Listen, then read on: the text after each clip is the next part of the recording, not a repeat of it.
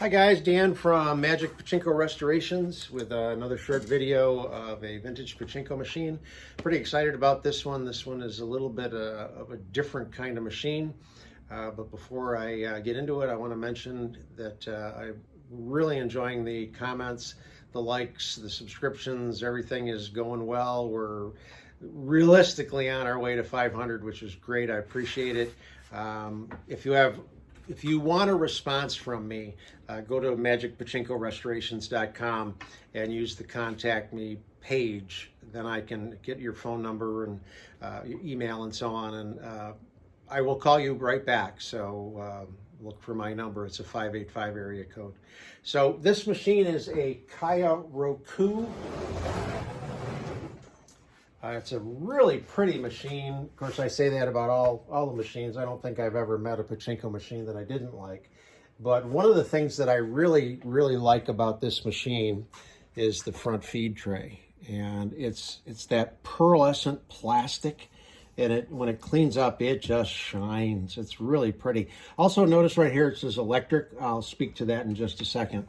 When I got this machine, it was in kind of rough shape.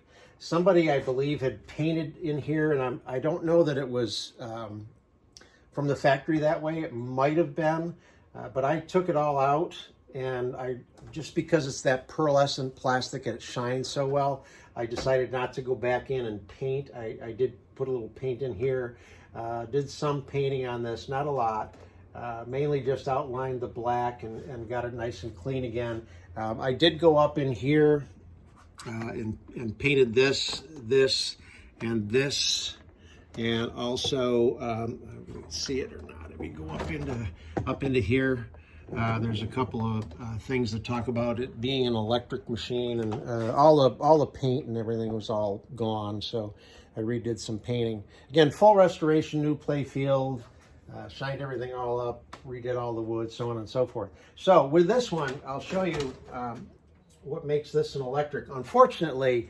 it does not work the way it would have worked in a parlor in Japan, and I'll explain why in just a minute. If you notice, this is the ball handling mechanism. Looks a little different than an awful lot of the other ball handling mechanisms. Quite often they're mounted right on the front tray here, or they're longer, different shapes, so on and so forth. And this is the first time I've ever seen a clip like that just clips that up and you pull down. But if you notice here, there's a relay or a solenoid. I think it's a relay. And the design of this was that in the parlor, when this machine ran low on pachinko balls, it would activate this solenoid and it would close this down so that the player couldn't launch more balls into the machine until somebody came along and put more balls in the machine. So I would have loved to have gotten it hooked up the right way, but it would require a 24 volt DC power supply. I would have had to have used one of my 24 ACs, built a rectifier board, so on and so forth, and unfortunately, it just wasn't worth the effort to get that to work, because basically it's a parlor function. So whoever had this before defeated that because it wasn't hooked up electrically. They just had to lift this particular arm out of the way.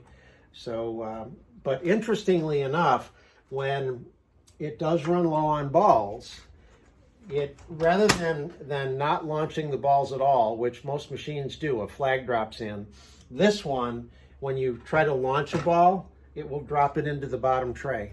You just keep going like this, and they just keep dropping into the bottom tray until you put more balls up in the upper hopper. So kind of an interesting feature.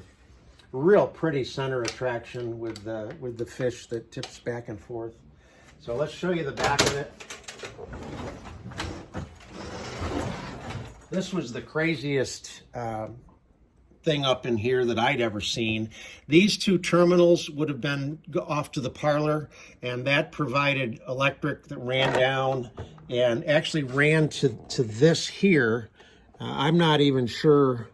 There's a leaf switch in here, and I'm not even really sure what it was supposed to do, but it provided power through the wires here to that cylinder relay that I showed you before.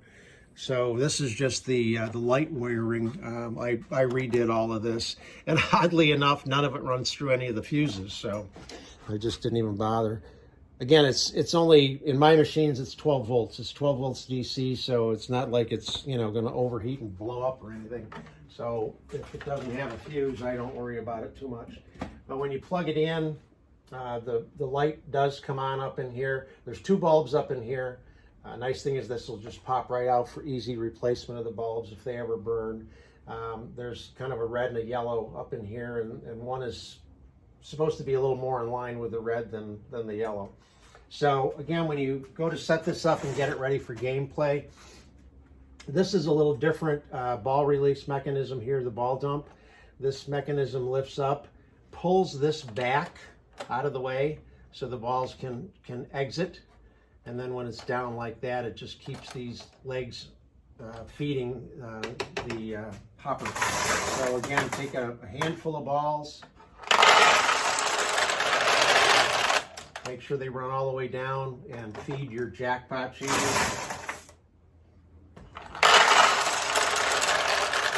This is a maintenance piece here. Make sure that's out of the way.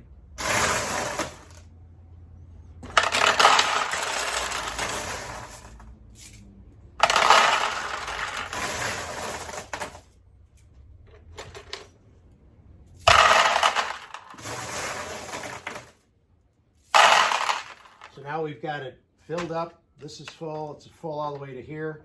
The weight is shifted so that it opens up the mechanism to let the balls feed in from the front of the machine. The machine's ready to go right now. I lifted up here to get the seesaw tipped up where it belongs.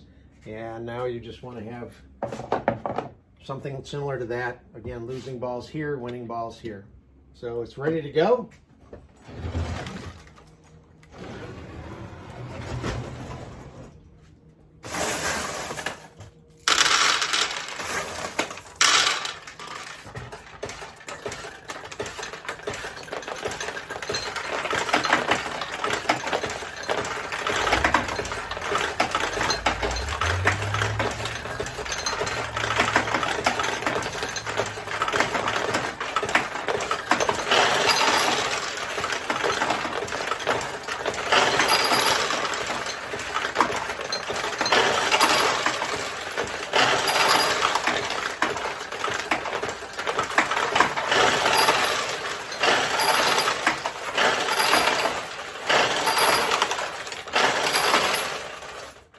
So that's the Kyoraku electric.